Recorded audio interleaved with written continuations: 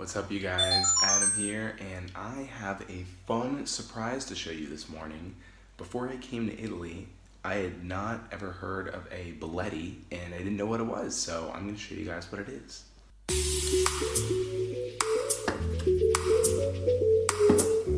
So basically, you unscrew the top and the bottom, and then you take this thing off. So you have three pieces here. Put water in here, put coffee in here, and then screw it all together. This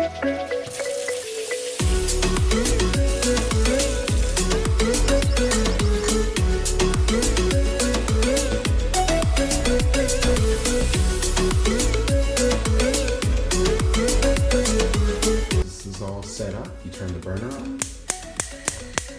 and you just put it right on top. Open the top.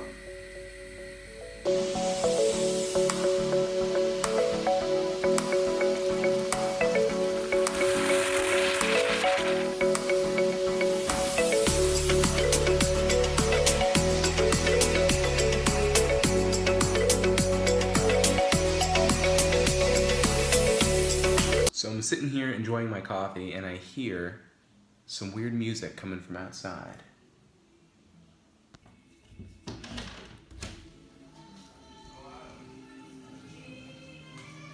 What is that? Dave, you said you wanted to be in my next vlog. Here's your shot. Oh my god. Look at that jacket right there, guys. Right out of bed. So, as I've mentioned many times in the past, when we make Inanimate Insanity, we don't have an office, you know, we're not like a complete production where we all work together in the same room. It's all done on the internet, and with that comes a lot of Skype calls. So, now that we are in the animation phase and we're not working on the animatic anymore, it is actually time to show the animatic to the animators and all the people who do the music and the background art. And that way everyone knows the project that we're working on, what it entails, and what they're going to be doing. And then from there we decide who does what. So right now we're about to have that Skype call, which is super exciting. And here's my laptop here, but very conveniently, my Wi-Fi decided to just stop functioning right before. So that's really fantastic. So I have an assignment for my 3D animation course right now where I'm animating a guy basically falling on his face.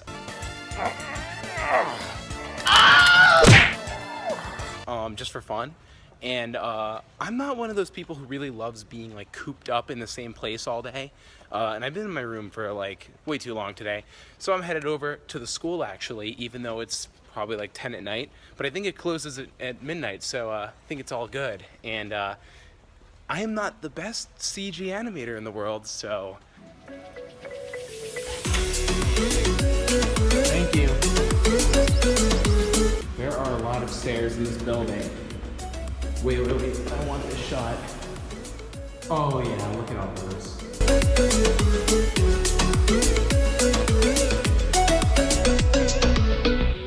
I didn't want to film in school because obvious reasons, but this is the rig I'm working with. It's called Malcolm. It's basically, it's by an animation school. It's actually a pretty nice rig. It does a lot of good things, and I'm animating a vanilla walk cycle. And for those of you who don't know what a vanilla walk cycle is, it's exactly what it sounds like. It's a very plain, no personality walk cycle. Even though it's boring, he's got to have the offset on the hands, and he's got to roll off his feet smoothly, and everything has to look good. There's a slight like limp there, like that's taking a little bit too long. There's some kinks I need to figure out, but I'm excited to finally be done with this. It's been too long. So I thought this would be a cool time to talk about the scene distribution process of Inanimate Insanity, because I know a lot of people are wondering when they see all those names on the screen, like, how does that exactly get organized? Like, how is it chosen which scenes go to which animator? And honestly, it's a very open process. Whatever the animator's strengths and weaknesses are, we try to highlight that and make sure that they like what they're doing, and we set up the files very specifically here. Let me just show you. So this is what the standard Inanimate Insanity scene file looks like. You know, as it's been said many times on the channel, almost everything is done in Adobe Flash, And basically, this is the way we set up the scene files. So we put a nice border around the whole scene. We make sure that it says the episode name, the scene number, and the name of the scene generally. Yeah, so it's very early in the episode. This is the scene that was actually in the sneak peek.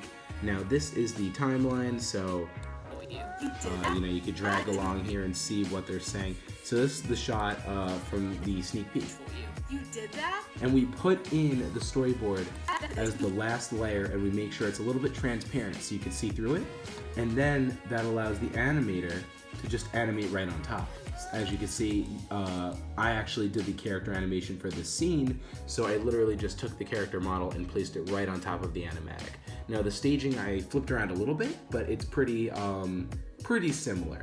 You know, I do believe that when you're doing this stuff that you shouldn't hold it completely to the T of what the animatic is, because you're going to figure things out while you're animating and decide to make creative liberties based on that. It's only natural. Yeah, so we had our first call of the episode, which was super cool. We all sat down in a Skype call, and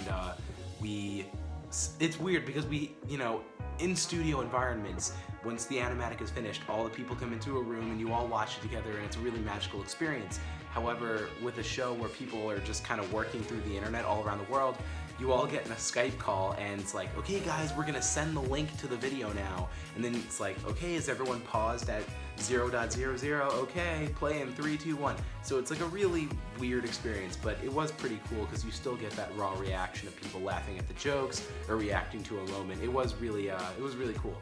But basically, when people are watching, an animator is going to look at it a little bit differently because they're going to kind of process, okay, that shot is something I could do.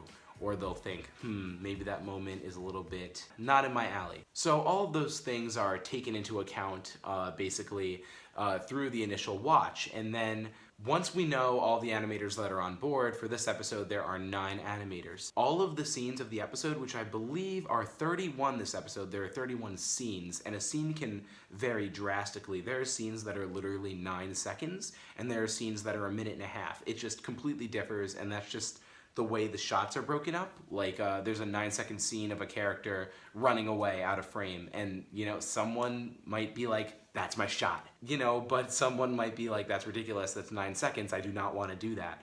So it's totally up to the animator, and that's why I like making sure that we all have that freedom when we're working. But yeah, each scene file looks just like that, and it has the border, it has the scene number, it has everything, and it has the storyboard under it, which are made by me, Taylor, Ben did a few storyboards, and then we have 2 of my friends from school who also helped out with the storyboards this episode, David and Hannah, and they did a really awesome job, and I'm really happy with how the animatic came out. I think it communicates the story just how we want, so I'm pretty excited about that. But basically each scene, doesn't matter who storyboarded it, the storyboard is underneath on the bottom layer, and then the animator can animate the characters on top and make sure that the staging is right. However, like I said before, they can take the creative liberties they want if they think that the staging should be a little different, or if they believe a movement is a little bit too fast or too slow to really work in that scenario, then they can change it. We want to make sure that it's a pretty open environment and that no one feels tied down to anything, because I don't think that makes for a very good experience.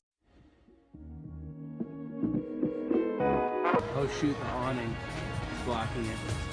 The Odeon.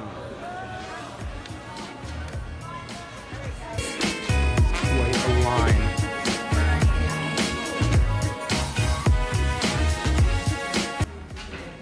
It's €5 for these bags of M&Ms? Yeah, they're expensive.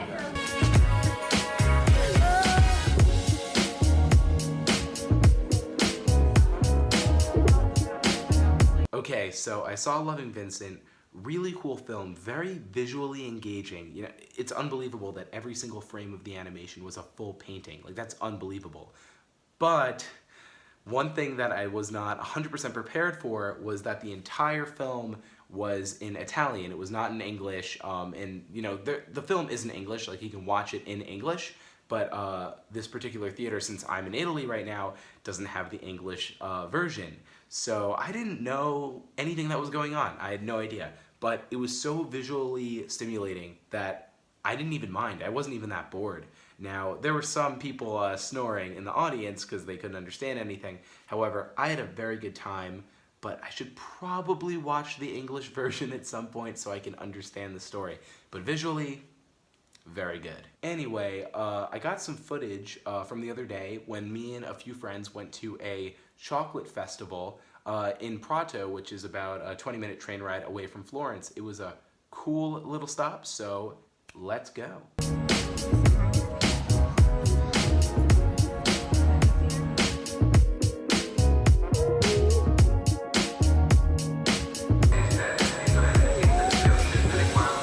Walking on the... I do that all the time. Fun to pretend I have balance. Oh, that is quite the shot right there. All the pigeons. Are you actually videotaping this? It's very important. Yeah, I know. That's like kind of crazy. Scientific discovery, to be sure. So just like Siena, it's a big wall, big lake, big wall, big lake. Aren't you stopping the thing? Are you taking a photo or something? Yes, he is. Look in the water. There's some sort of animal in there. That's a rabbit. That's not a rabbit. Can rabbits swim? And something. What is that thing? Yeah, it's not a possum. It's just looking at us.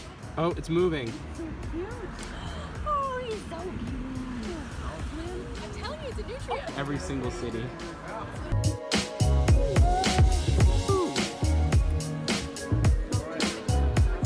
So we came for a chocolate festival, and it is a very small chocolate festival. So we will be exploring other parts of the city.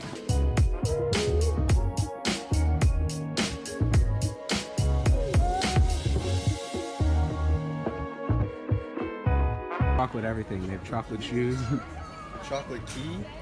they have chocolate cheese, A chocolate keyhole for your chocolate key and keyhole, chocolate phones, chocolate dentures, every fruit imaginable, covered in chocolate.